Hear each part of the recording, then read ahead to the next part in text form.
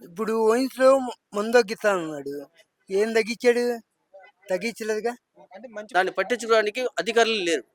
వాళ్ళే వాళ్ళ పనిలోనే మనకు వస్తే చాలు, మనం తింటే చాలు అన్న ఉన్నది. అయితే అందరికి డబ్బులు ఇవ్వాలి. అంటే సార్ కూటమి ప్రభుత్వం వచ్చిన తర్వాత ప్రజల పట్ల ఉందంటారండి. ప్రజలంటే అంటే ఎలా అంటే ప్రజల సమస్యలు నెరవేర్చడం కానీ ప్రజలు ఆ, కొన్ని నెరవేరితే కొన్ని నెరవేరట్లేదు. ఇది అడగడానికి ఎవరు లేరు. మేము అడిగితే ఒకలాగా ఆడుకుంటున్నారు. మా ఏరియాకి సచివాలయంలోని వాలంటీర్ అన్నది లేదు.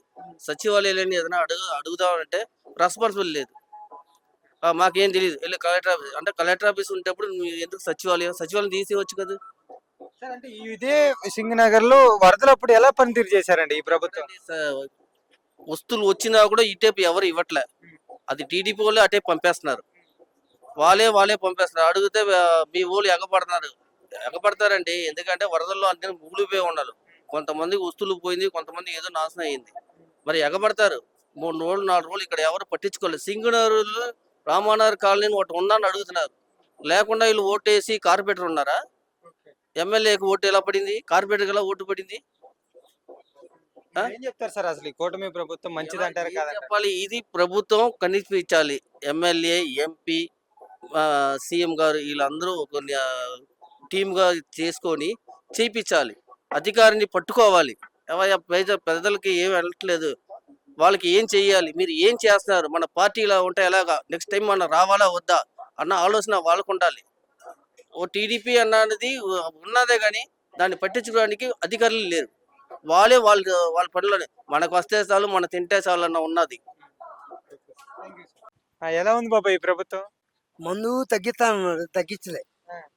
ఏమనుకో మాకు. ఇప్పుడు వయసులో మందు తగ్గిస్తానన్నాడు. ఏం తగ్గించాడు? తగ్గించలేదుగా. అంటే మంచి మంది తీసుకొచ్చాడా. తేలేదు. జగన్ మంది అమ్ముతున్నారా. జగన్ మంది అమ్ముతున్నారు. అది అంటే 100 రూపాయలు క్వార్టర్ ఇస్తున్నాడు. ఇప్పుడు తగ్గిస్తానని ఏం తగ్గించట్లేదు. అంటే బాబాయ్ ఇదే సింగనగర్ మునిగిపోయినప్పుడు ఎలా పని చేశారు. ఏం చేశారు? వరదలు వచ్చినప్పుడు ఎవడు వాన కానీ ఎవడు రాలే. భోజనాలకు లేక హెలికాప్టర్లో అక్కడ పడేస్తున్నారు బురదలో. అంటే వరదలప్పుడు పని చేయలేదంట, పని చేశారంటావు నువ్వు. భోజనాలు ఏ ఇంటికి ఇచ్చేయాడు? ఎవరి ఇంటికి ఇవ్వలే. అది ఏం చెప్పాలనుకుంటున్నావు బాబాయ్ మరి ఈ ప్రభుత్వం గురించి.